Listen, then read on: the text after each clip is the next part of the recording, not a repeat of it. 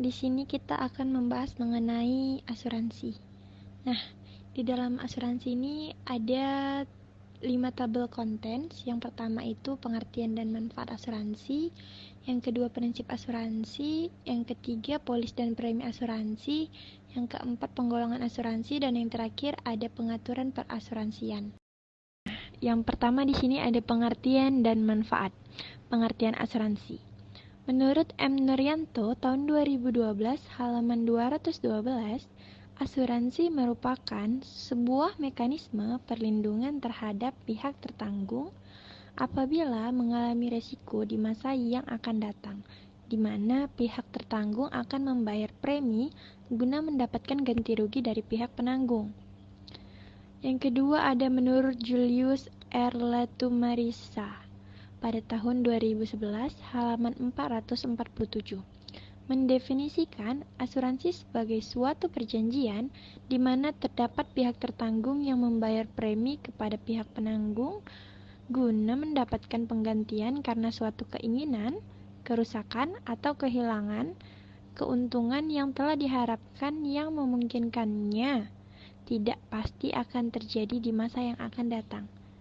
Sementara menurut Kutut Silvanita pada tahun 2009 halaman 40, asuransi merupakan suatu permintaan di mana satu pihak memiliki intensif untuk mentransfer risiko dengan membayar sejumlah dana untuk menjauhi risiko kehilangan sejumlah harta yang dimilikinya.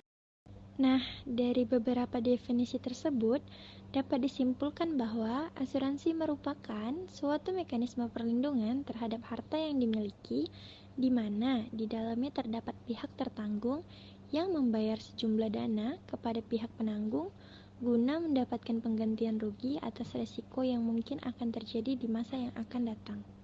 Selanjutnya, kita akan bahas mengenai manfaat asuransi.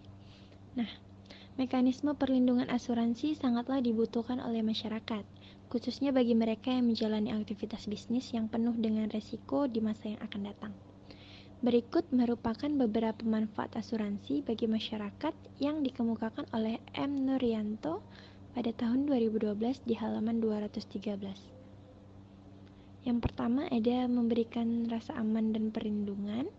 Yang kedua, polis asuransi dapat dijadikan sebagai jaminan untuk memperoleh kredit.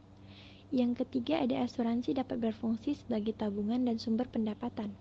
Yang keempat, ada pendistribusian biaya dan manfaat yang lebih adil. Yang kelima, ada membantu meningkatkan kegiatan usaha. Dan yang terakhir, ada asuransi dapat bermanfaat sebagai alat penyebaran risiko. Yang kedua, ada prinsip asuransi. Berikut ini merupakan beberapa prinsip asuransi yang dikemukakan oleh M. Nuryanto pada tahun 2012 pada halaman 226. Yang pertama ada insurable interest. Pada prinsipnya ada hak berdasarkan hukum untuk mempertanggungjawabkan risiko yang berkaitan dengan keuangan yang diakui sah secara hukum antar tertanggung dan penanggung. Yang kedua ada utmost good faith atau itikat baik. Dalam melakukan kontrak asuransi, kedua belah pihak dilandasi oleh itikat baik. Pihak penanggung perlu menjelaskan secara lengkap hak dan kewajibannya selama masa asuransi. Yang ketiga ada indemnity. Konsep indemnity adalah mekanisme penanggung untuk mengkompensasi risiko yang menimpa tertanggung dengan ganti rugi finansial. Yang keempat ada proximate cause, di mana proximate cause ini adalah suatu sebab aktif, efisien yang mengakibatkan peristiwa secara berantai atau beruntun tanpa intervensi ketentuan lain, diawali dan bekerja dengan aktif dari sumber baru dan independen. Yang kelima ada subrogation, di mana subrogation pada prinsipnya merupakan hak penanggung yang telah memberikan ganti rugi kepada tertanggung untuk menuntut pihak lain yang mengakibatkan kepentingan asuransinya mengalami kerugian.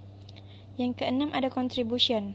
Prinsip contribution merupakan salah satu akibat wajar dari prinsip indemnity bahwa tertanggung berhak mengajak penanggung-penanggung lainnya yang memiliki kepentingan yang Polis dan premi asuransi. Pengertian polis. Polis asuransi adalah dokumen legal yang mengikat pemegang polis atau nasabah dan juga perusahaan asuransi dalam satu perjanjian tertulis. Dalam perjanjian ini dinyatakan semua syarat, hak dan kewajiban masing-masing pihak, serta ketentuan dari prinsip kerja asuransi yang akan dijalankan. Secara tidak langsung, dokumen ini adalah bukti perjanjian antara nasabah dan perusahaan asuransi yang sah dan terikat dengan tanggung jawab yang telah disepakati bersama. Polis asuransi akan melindungi setiap hak dan kewajiban nasabah dan perusahaan asuransi. Polis asuransi. Apa itu nomor polis? Nah, nomor polis adalah kode unik yang diberikan kepada pemegang polis sebagai identitas bahwa yang bersangkutan terdaftar sebagai nasabah asuransi secara legal dan sah. Nantinya nomor polis ini akan digunakan untuk keperluan transaksi dan identitas nasabah. Dengan hanya menyertakan nomor polis yang diberikan, maka pihak asuransi sudah bisa mengetahui identitas lengkap nasabah. Adanya nomor polis ini juga berkaitan dengan klaim serta proses verifikasi data. Kamu berhak menolak polis asuransi jika nomor asuransi tidak sesuai dengan nomor yang diberikan di awal akad. Fungsi nomor polis. Fungsi polis bagi nasabah. Polis asuransi memiliki fungsi bagi nasabah, yaitu yang pertama, sebagai alat bukti tertulis atas jaminan penanggungan berbagai resiko dan pergantian kerugian yang mungkin terjadi pada tertanggung yang tertulis dalam polis. Yang kedua, sebagai bukti pembayaran premi yang diberikan kepada pihak perusahaan asuransi. Yang ketiga, sebagai bukti otentik untuk menuntut penanggungan jika suatu saat terjadi kelalaian dalam memenuhi jaminan yang menjadi hak nasabah. Fungsi polis bagi perusahaan asuransi. Sedangkan bagi perusahaan asuransi, polis berfungsi yakni yang pertama, sebagai bukti tanda premi asuransi yang dibayarkan oleh pihak tertanggung. Kedua, sebagai bukti tertulis atas jaminan yang diberikan kepada tertanggung. Yang ketiga, sebagai bukti otentik untuk menolak tuntutan klaim yang diajukan oleh tertanggung jika tidak memenuhi syarat polis. Macam-macam polis asuransi. Berikut ini beberapa jenis polis asuransi yang umumnya terdapat dalam satu perusahaan asuransi. Yang pertama ada polis kendaraan bermotor. Yang kedua ada polis perjalanan. Yang ketiga ada polis asuransi kesehatan. Dan yang keempat ada polis asuransi jiwa. Yang kelima ada polis asuransi rumah. Dan yang keenam ada polis ditaksir. Yang ketujuh, polis tidak ditaksir. Kedelapan, polis resiko perang. Dan yang sembilan, yakni polis FIM. Garis besar isi polis asuransi. Dalam sebuah perjanjian yang jadi landasan kerjasama antara nasabah dan perusahaan asuransi, umumnya ada beberapa isi yang harus disertakan untuk mendukung legalitas dan kejelasan dari akad kerjasama yang disepakati. Ada 3 hal yang penting yang biasanya dicantumkan dalam isi polis asuransi, yaitu yang pertama ringkasan polis dan yang kedua ketentuan umum atau ketentuan khusus polis. Di sini ada contoh polis asuransi. Nah, untuk memperjelas pemahaman tentang polis asuransi dan isinya yang umumnya hampir sama, maka di bawah ini ada contoh polis yang dikeluarkan oleh salah satu perusahaan asuransi Manulife, di mana ada data ringkasan. Yang pertama itu penanggung, di mana penanggungnya itu PT Asuransi Jiwa Manulife Indonesia.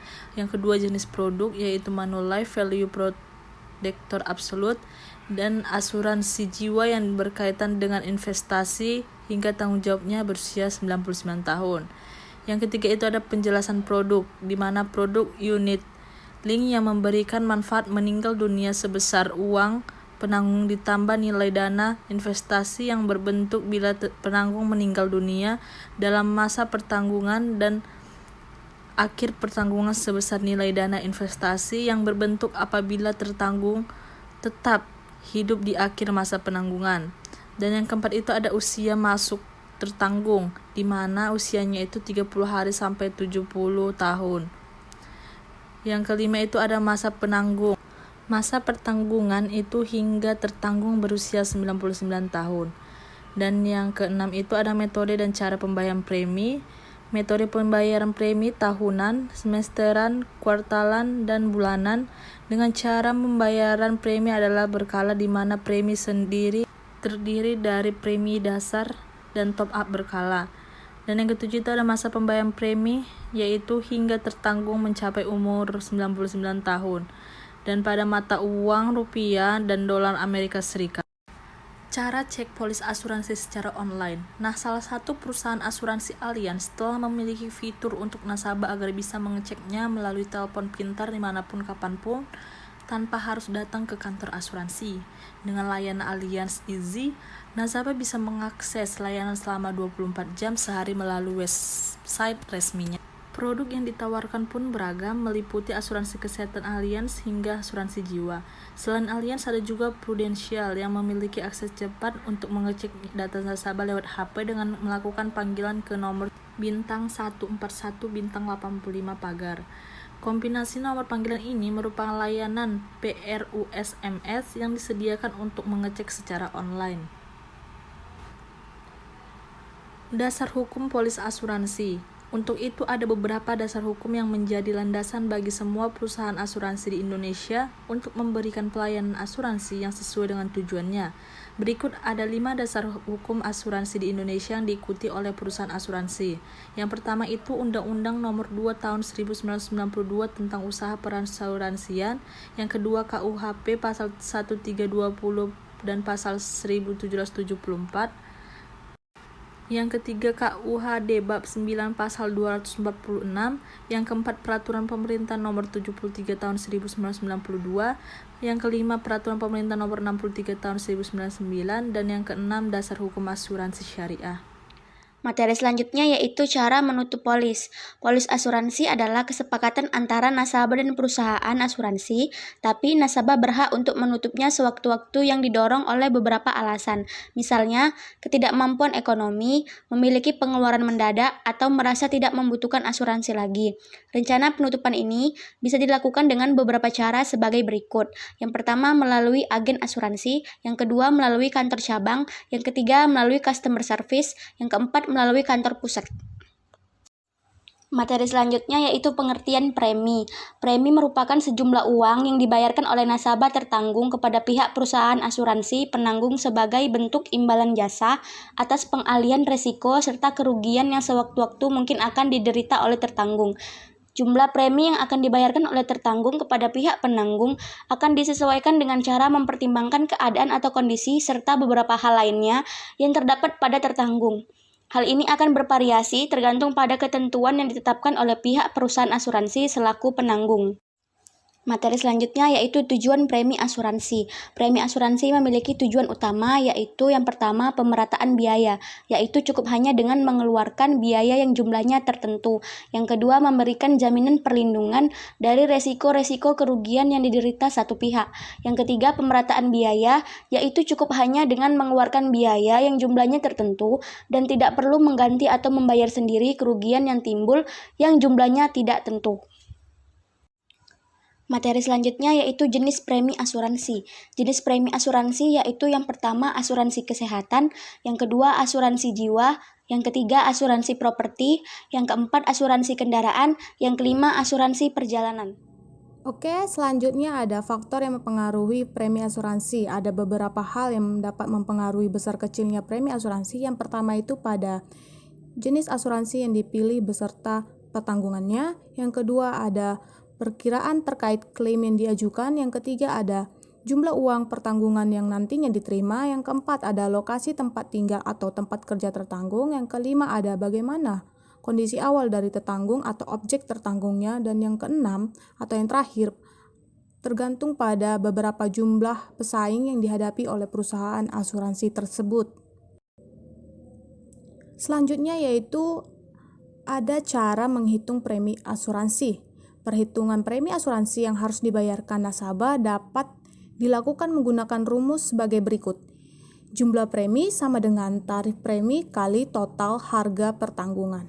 Nah, untuk mengetahui harga atau uang pertanggungannya itu sendiri dapat ditentukan dengan menghitung harga wajar dalam kondisi awal atau kondisi saat ini dari benda yang diasuransikan. Baik, selanjutnya metode pembayaran premi asuransi. Pembayaran premi asuransi kini dapat dilakukan dengan berbagai metode untuk mempermudah nasabahnya, yakni melalui auto debit, kartu kredit, virtual account, hingga setor tunai.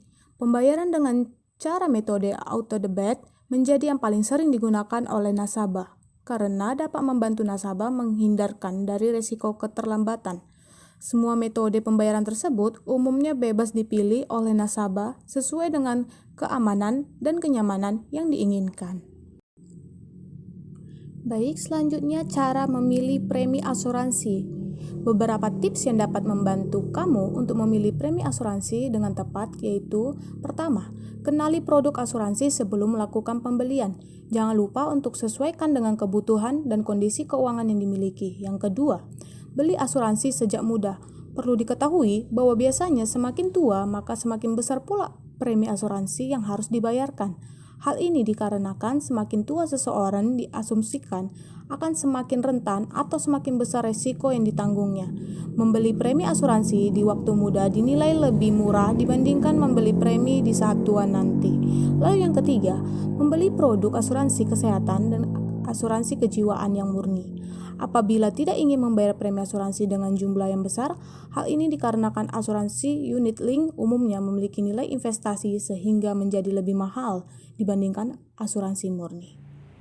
Selanjutnya, kaitan polis dan premi asuransi.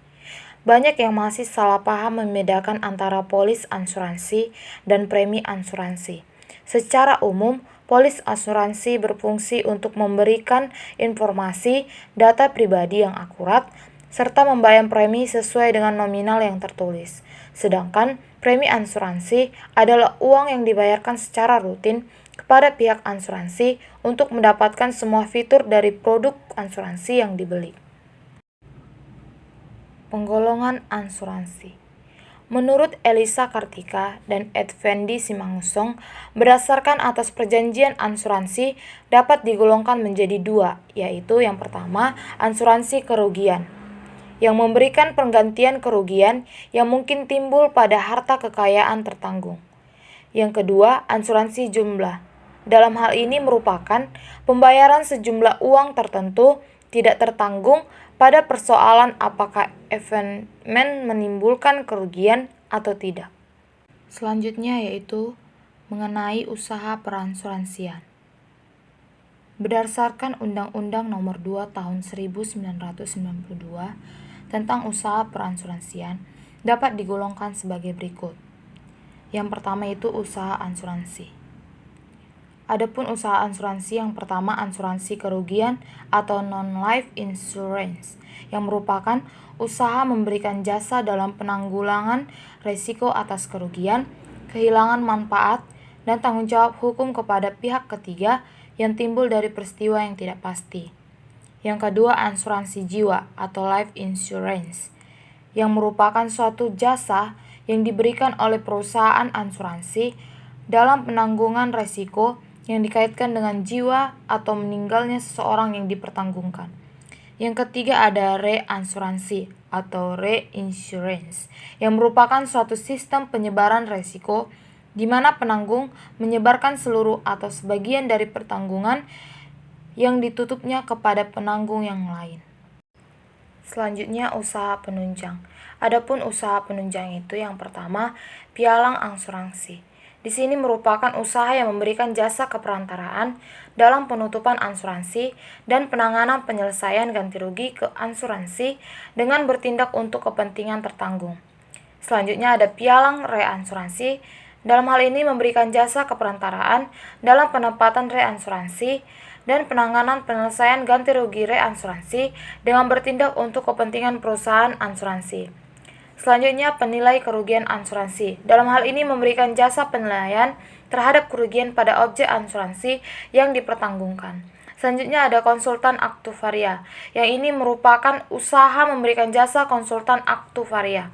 Yang terakhir yaitu ada agen asuransi yang merupakan pihak yang memberikan jasa keperantaraan dalam rangka pemasaran jasa asuransi dan atas nama penanggung. Selanjutnya yaitu mengenai pengaturan perasuransian. Dalam KUHD ada dua cara pengaturan asuransi yang bersifat umum dan bersifat khusus. Yang pertama, pengaturan yang bersifat umum. Dalam hal ini terdapat dalam buku 1 bab 9 pasal 246 sampai pasal 286 KUHD yang berlaku bagi semua jenis asuransi, baik yang sudah diatur dalam KUHD maupun di luar KUHD. Yang kedua yaitu pengaturan yang bersifat khusus. Dalam hal ini terdapat dalam buku 1 bab 10 pasal 287 sampai pasal 308 KUHD dan buku 2 bab 9 dan bab 10 pasal 592. Pengaturan dalam KUHD mengutamakan segi keperdataan yang didasarkan pada perjanjian antara tertanggung dan penanggung. Perjanjian tersebut menimbulkan hak dan kewajiban timbal balik. Sebagai perjanjian khusus, asuransi dibuat secara tertulis dalam bentuk akta yang disebut polis asuransi. Pengaturan asuransi dalam KUHD meliputi substansi sebagai berikut: asas-asas asuransi, perjanjian asuransi, unsur-unsur asuransi, syarat-syarat asuransi, dan jenis-jenis asuransi.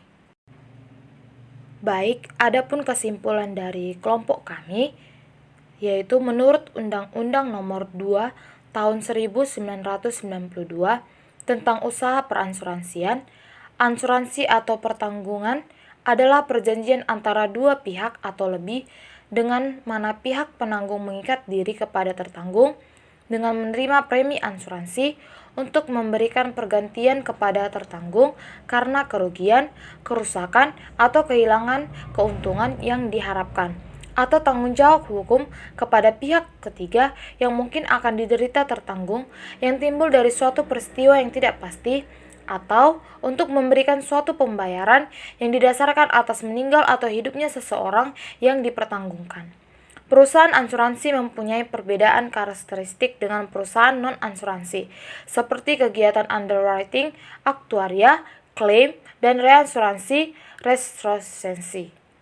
Pada dasarnya, asuransi dapat memberikan manfaat bagi pihak tertanggung, antara lain dapat memberikan rasa aman dan perlindungan sebagai pendistribusian biaya dan manfaatnya yang lebih adil. Polis asuransi dapat dijadikan jaminan untuk memperoleh kredit sebagai tabungan dan sumber pendapatan sebagai alat penyebaran risiko, serta dapat membantu meningkatkan kegiatan usaha.